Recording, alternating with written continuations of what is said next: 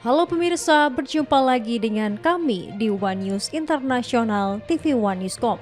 Hamas menegaskan tak akan lagi melancarkan serangan ke Israel di masa depan. Pernyataan itu disampaikan pemimpin Hamas di luar negeri, Khalid Mesal, dalam wawancara eksklusif dengan Al Jazeera. Informasi lainnya, 2 jet tempur F-18 milik Amerika Serikat dilaporkan memasuki wilayah udara Venezuela pada hari Selasa 10 Desember dan berputar-putar selama sekitar 40 menit. Selengkapnya hanya di One News Internasional.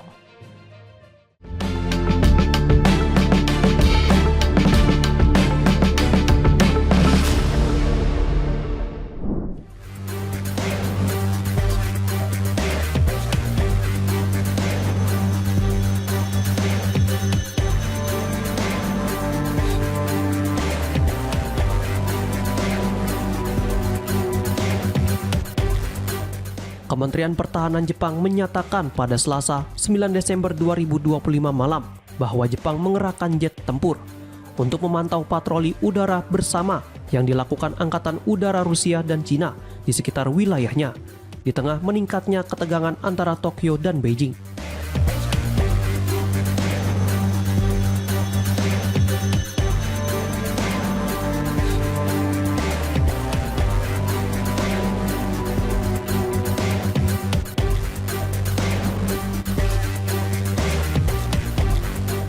Diketahui 2 pesawat pembom strategis Rusia Tu-95 yang mampu membawa senjata nuklir terbang dari Laut Jepang menuju Laut Cina Timur untuk bertemu dengan 2 pesawat pembom Cina H-6 sebelum melakukan penerbangan jarak jauh bersama di wilayah Pasifik.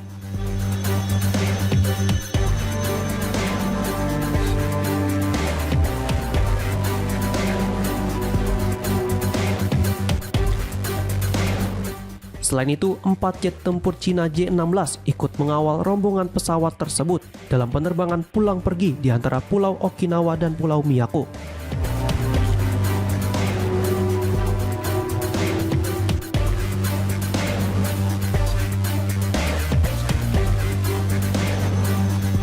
Selat Miyako yang memisahkan kedua pulau itu merupakan perairan internasional.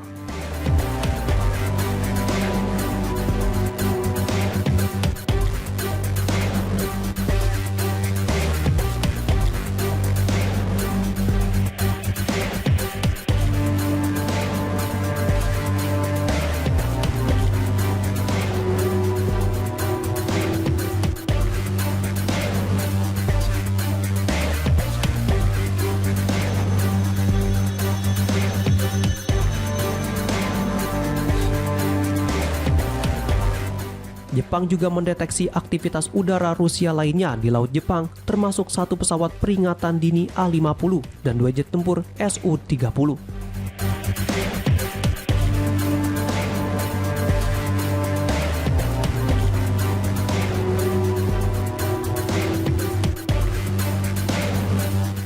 Menteri Pertahanan Jepang Shinjiro Koizumi melalui pernyataannya di platform X pada Rabu menilai operasi bersama Rusia dan Cina itu jelas merupakan unjuk kekuatan terhadap negara kami dan menjadi kekhawatiran serius bagi keamanan nasional.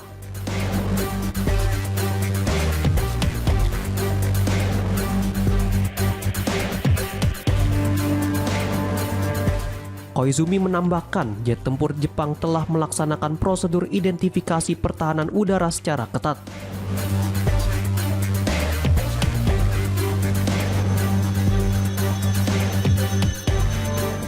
Kementerian Pertahanan Rusia menyebut penerbangan bersama Rusia-Cina di dekat Jepang berlangsung selama 8 jam.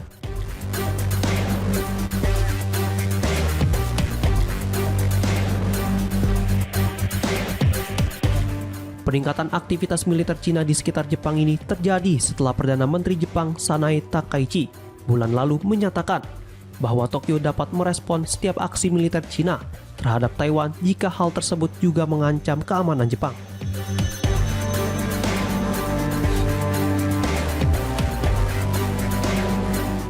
Cina dan Rusia sendiri semakin memperkuat kerjasama militer dalam beberapa tahun terakhir, termasuk latihan anti-rudal di wilayah Rusia dan latihan perang laut dengan peluru tajam di Laut Cina Selatan.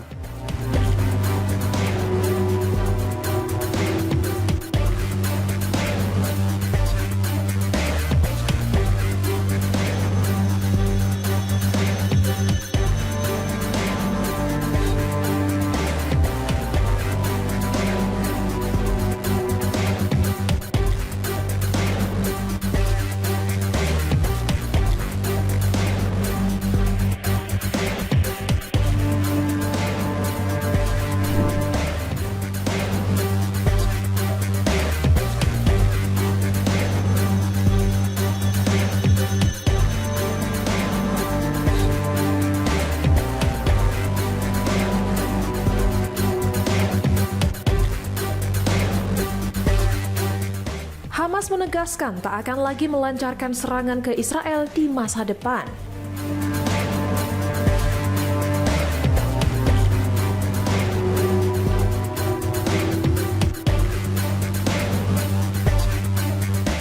Pernyataan itu disampaikan pemimpin Hamas di luar negeri Khaled Meshaal dalam wawancara eksklusif dengan Al Jazeera.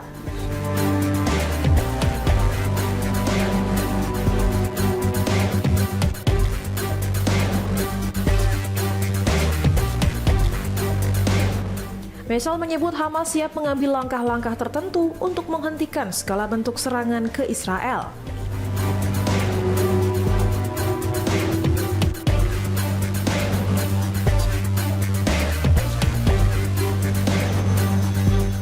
Namun, ia menegaskan satu batasan yang tak bisa ditawar. Hamas tidak bersedia meletakkan senjata.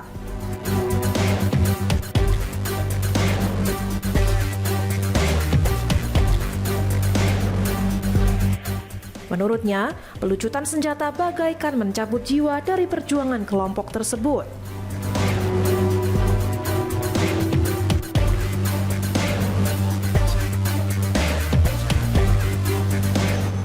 Meshaal juga menyinggung proposal damai Presiden Amerika Serikat Donald Trump terkait rencana pemerintahan Gaza pasca perang.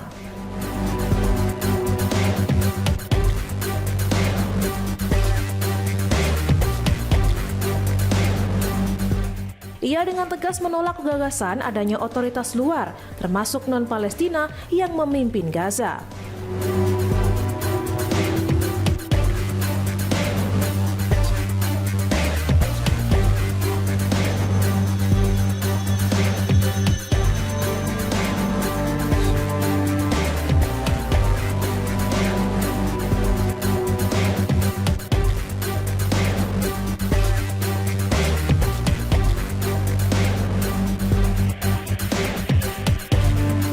Penolakannya merujuk pada wacana pembentukan Dewan Perdamaian yang diketuai Trump dan diikuti tokoh seperti Tony Blair.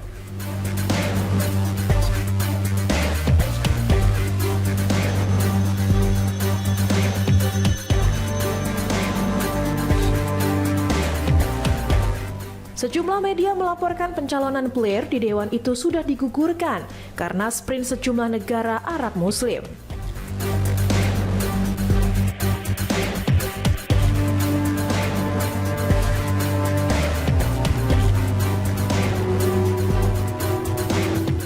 Blair dianggap memiliki rekam jejak buruk akibat perannya dalam invasi Irak 2003 serta kegagalannya sebagai utusan Kuartet Timur Tengah.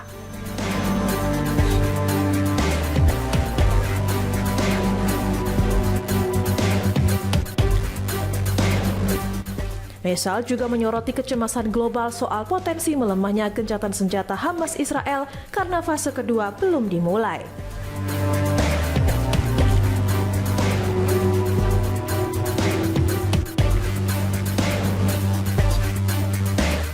Ia menegaskan bahwa kenaikan signifikan bantuan kemanusiaan ke Gaza merupakan syarat penting agar fase berikutnya berjalan.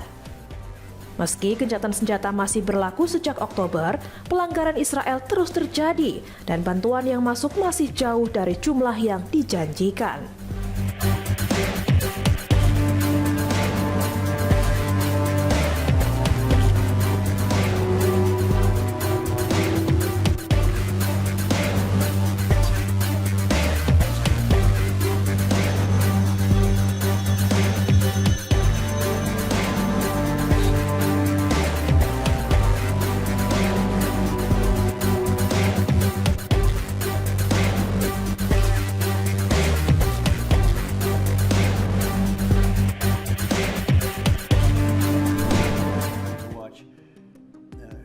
So great for our country.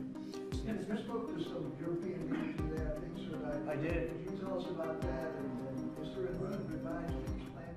Presiden Ukraina Volodymyr Zelensky menyatakan siap menggelar pemilu dalam kondisi perang, asalkan parlemen dan para sekutu memberikan dukungan.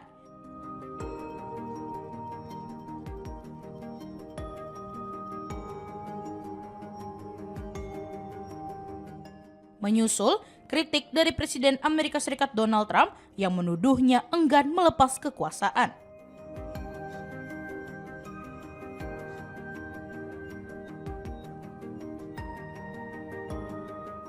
Pernyataan itu disampaikan Zelensky dalam pidato pada Selasa malam 9 Desember.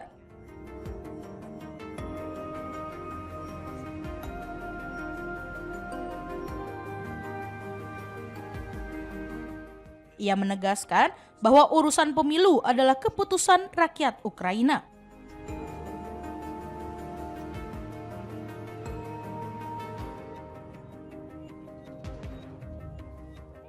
Bukan pihak luar, meski pernyataan mengenai jadwal pemilu kini ramai dibahas setelah tekanan dari Washington.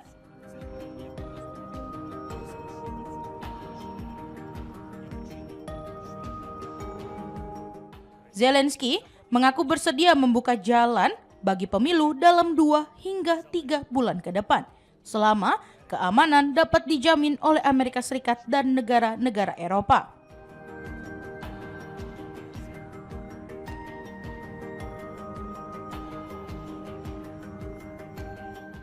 Trump sebelumnya menyinggung absennya pemilu di Ukraina dalam wawancara dengan Politico, menyatakan bahwa kondisi tersebut tidak lagi mencerminkan prinsip demokrasi.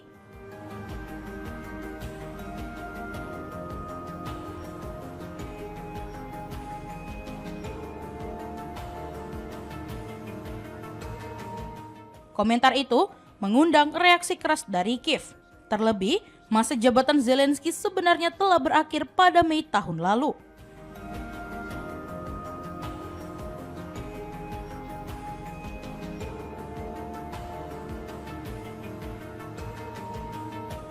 Namun, konstitusi Ukraina melarang pemilu selama darurat militer masih berlaku, dan banyak tokoh politik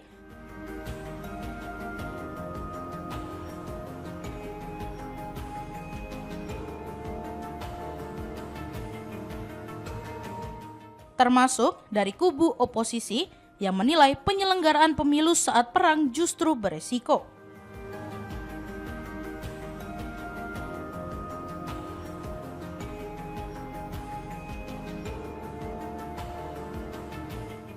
Mereka berargumen bahwa pemilu dapat mengganggu operasi militer dan dimanfaatkan Rusia.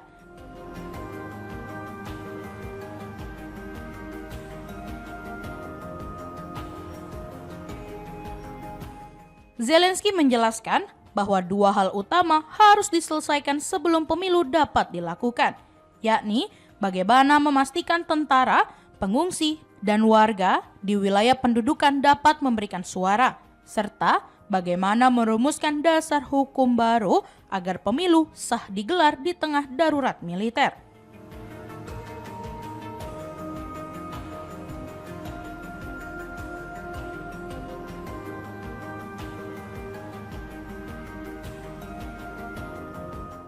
Ia meminta masukan mitra internasional terkait pengamanan dan meminta parlemen menyiapkan perubahan regulasi yang diperlukan.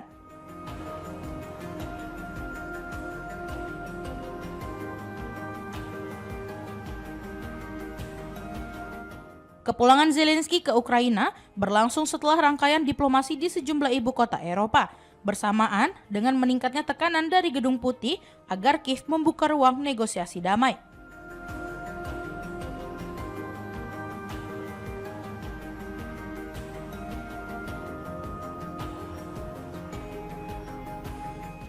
Zelensky menyebut Ukraina sedang mengusahakan pertemuan tingkat tinggi dengan Amerika Serikat dalam 2 pekan ke depan untuk membahas langkah menuju kesepakatan damai.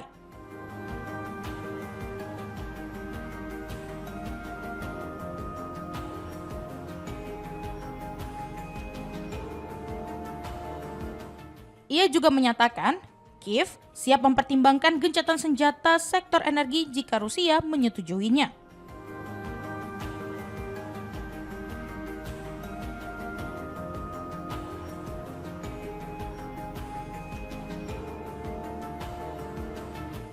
Pernyataan Zelensky muncul di tengah pernyataan kontroversial Donald Trump Jr. yang menuding Zelensky sengaja memperpanjang perang demi mempertahankan posisinya.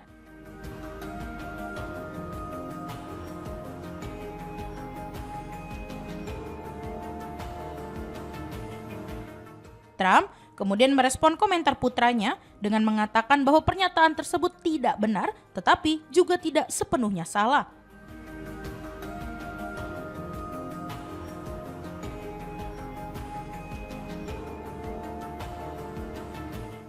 Sementara itu, Amerika Serikat disebut memberi sinyal bahwa Ukraina mungkin harus merelakan sebagian wilayah Donbas untuk mencapai perdamaian, sebuah opsi yang sangat ditolak publik Ukraina.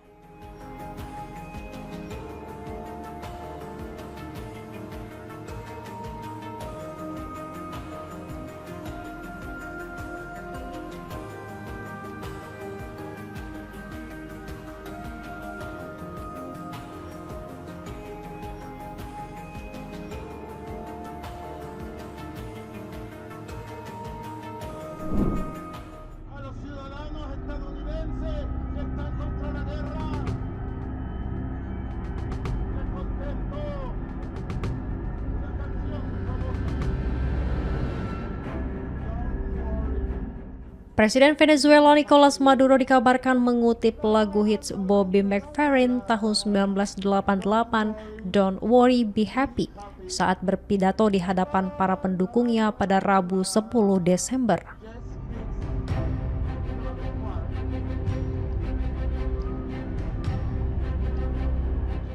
Dalam pidatonya, ia menyerukan agar masyarakat tetap tenang di tengah meningkatnya ketegangan dengan Amerika Serikat.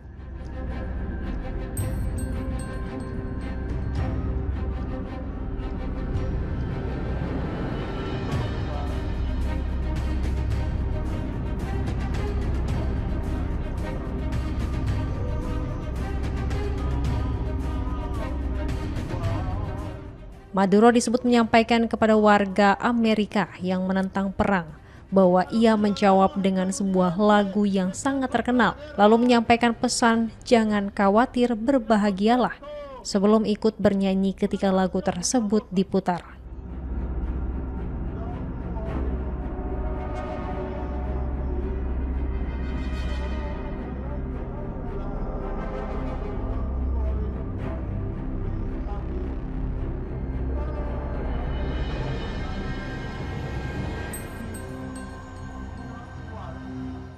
Ia juga dilaporkan menyampaikan seruan agar tidak memilih perang dan untuk tetap berbahagia.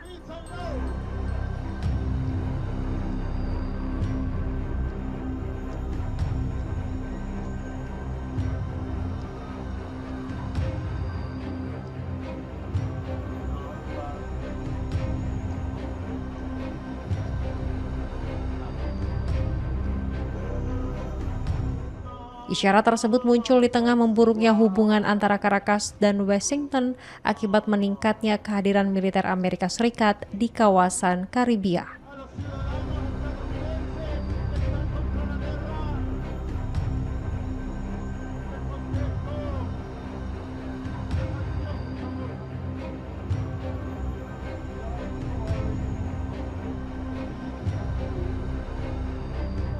Pertunjukan musik yang dilakukan Maduro itu berlangsung pada hari yang sama ketika pemimpin oposisi Maria Corina Machado dijadwalkan menerima hadiah Nobel perdamaian di Oslo di hadapan Raja Harald.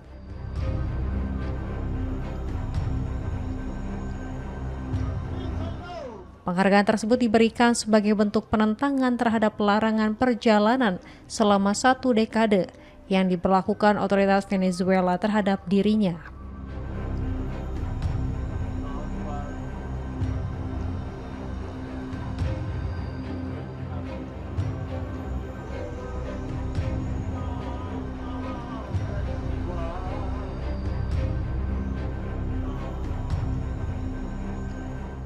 Machado diketahui telah menghabiskan lebih dari 1 tahun dalam persembunyiannya.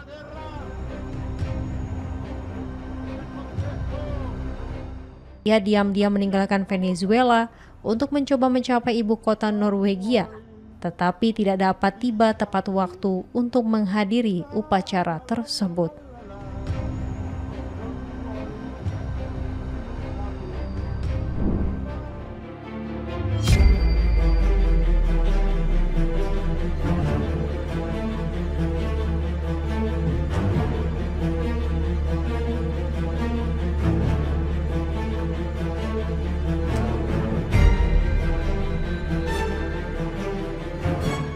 Angkatan Laut Kerajaan Thailand merilis rekaman udara pada Rabu 10 Desember yang mereka klaim menunjukkan serangan terhadap sebuah bangunan di wilayah perbatasan Trat dan Temardar.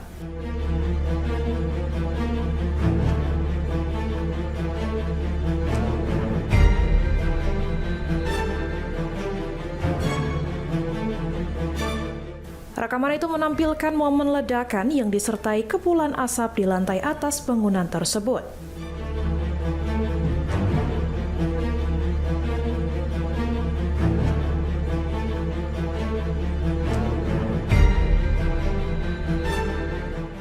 Juru bicara Angkatan Laut Thailand, Laksamana Muda Parat Sratana Jaipan, mengatakan serangan tersebut dilakukan pada 10 Desember.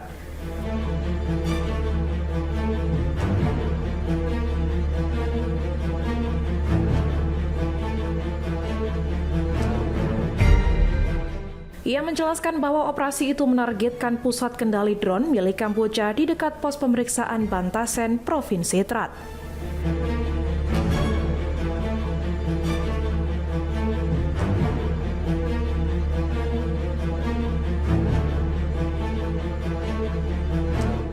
Serangan tersebut disebut sebagai upaya menghancurkan fasilitas yang dianggap strategis bagi militer Kamboja.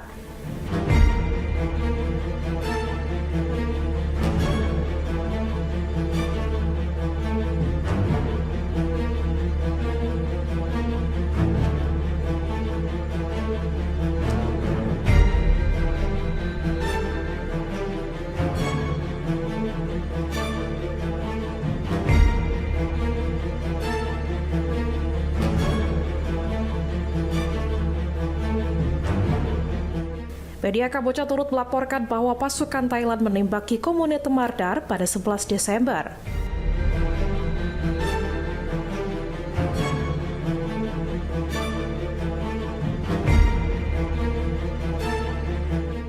Insiden ini menandai masuknya bentrokan Thailand-Kamboja ke hari keempat sejak pecahnya ketegangan awal pekan ini.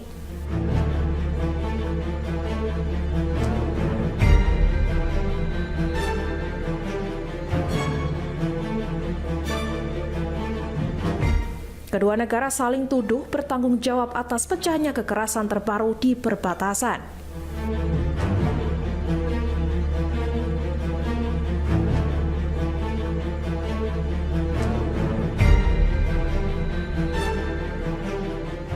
Thailand menyatakan bahwa serangan yang mereka lakukan merupakan respons terhadap aksi provokatif dari pihak Kamboja.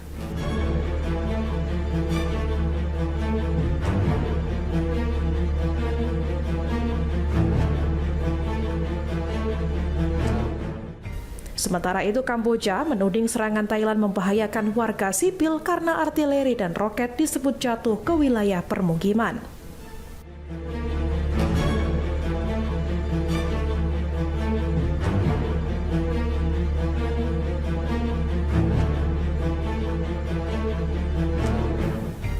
Eskalasi ini memperburuk hubungan kedua negara yang sebelumnya sudah tegang akibat sengketa perbatasan berkepanjangan.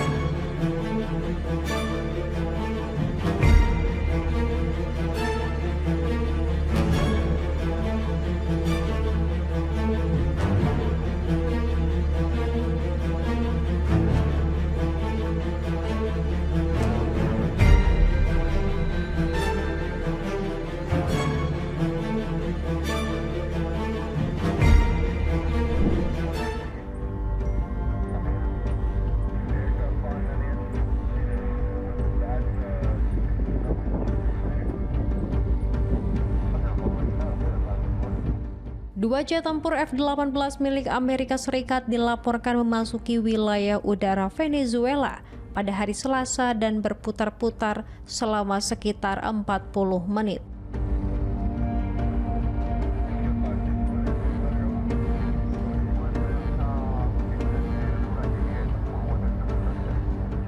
Menurut laporan Miami Herald, pesawat-pesawat tersebut terbang dalam jarak sekitar 100 mil atau 161 km dari Maracaibo, kota terbesar kedua di Venezuela yang menjadi lokasi pangkalan udara Rafael Urdaneta, salah satu pangkalan udara militer utama di wilayah barat negara itu.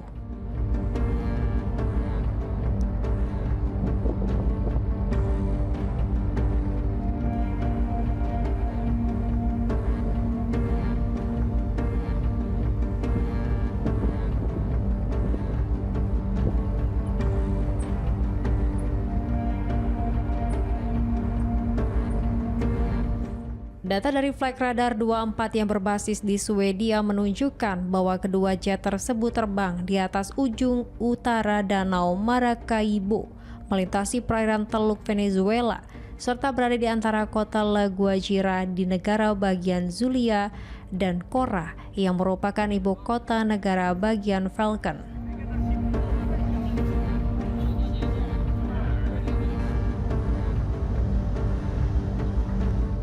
Negara bagian Zulia diketahui sebagai wilayah penghasil minyak dan gas utama Venezuela, sementara Falcon memiliki beberapa kilang minyak terbesar di negara tersebut.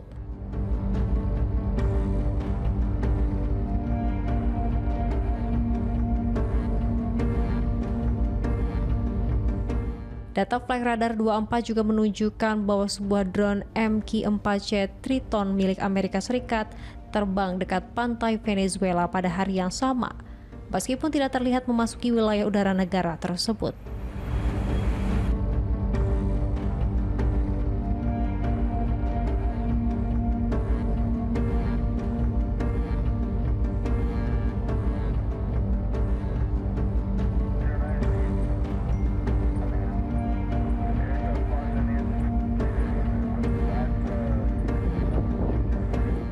Menteri Luar Negeri Venezuela Yvan Gil pada hari Selasa memperingatkan bahwa tindakan Amerika Serikat itu menimbulkan ancaman yang sangat serius bagi keamanan dan perdamaian kawasan.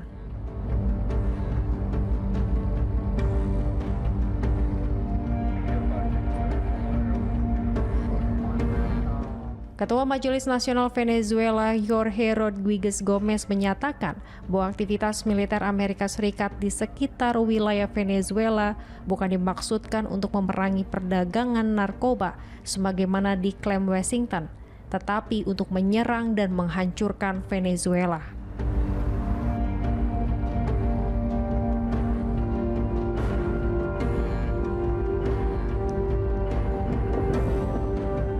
Iran juga menyampaikan peringatan bahwa situasi tersebut merupakan ancaman bagi perdamaian di kawasan Amerika Latin dan Karibia.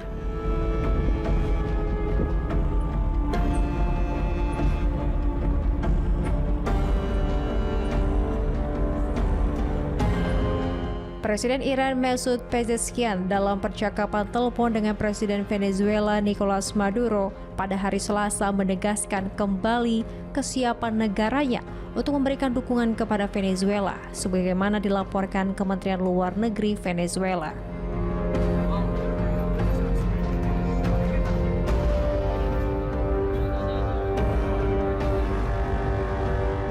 Pezeshkian juga menyampaikan bahwa provokasi Amerika Serikat terhadap Venezuela melanggar prinsip hukum internasional dan menjadi preseden berbahaya bagi masyarakat dunia.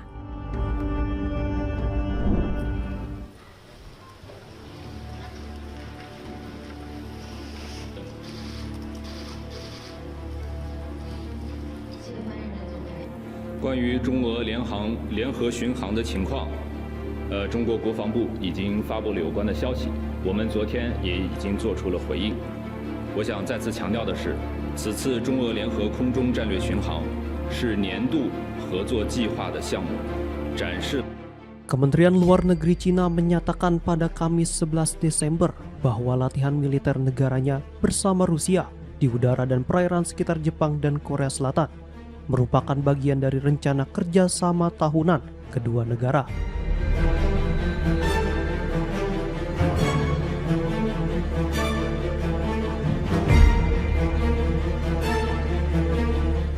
Latihan ini menurut Beijing menunjukkan tekad kedua pihak untuk mempertahankan perdamaian dan stabilitas regional.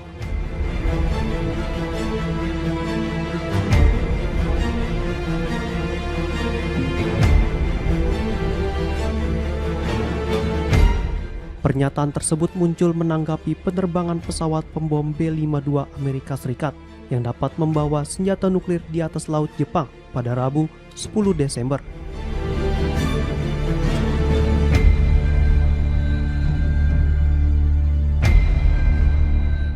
Yang diterbangkan bersama jet tempur Jepang serta latihan kapal induk Cina yang memicu Jepang mengerahkan jet-jet tempurnya karena disebut terkena radar.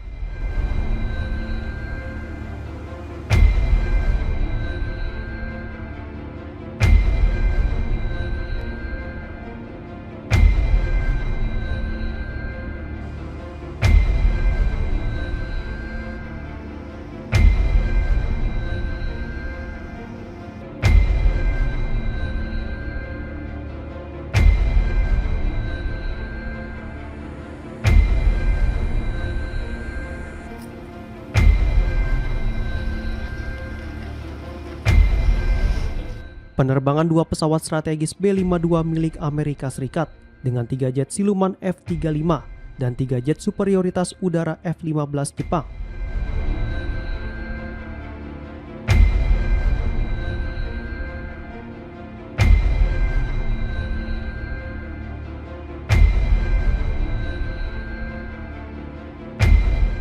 menjadi pertama kalinya Amerika Serikat menunjukkan kehadiran militernya sejak Cina memulai latihan militer di wilayah tersebut pekan lalu.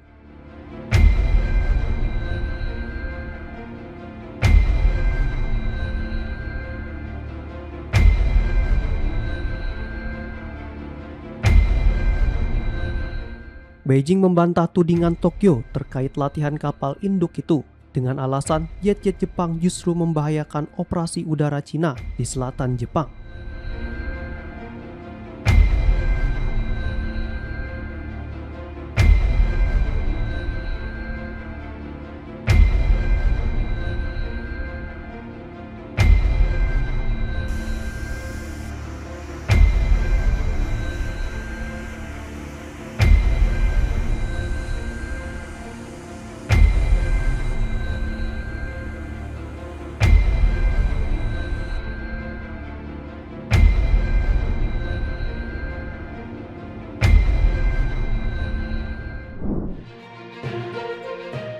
Demikian informasi yang dapat kami sampaikan pemirsa. Terima kasih telah bergabung bersama kami. Sampai jumpa di One News Internasional berikutnya. Setiap pukul 7:30 malam hanya di kanal YouTube TV One Newscom.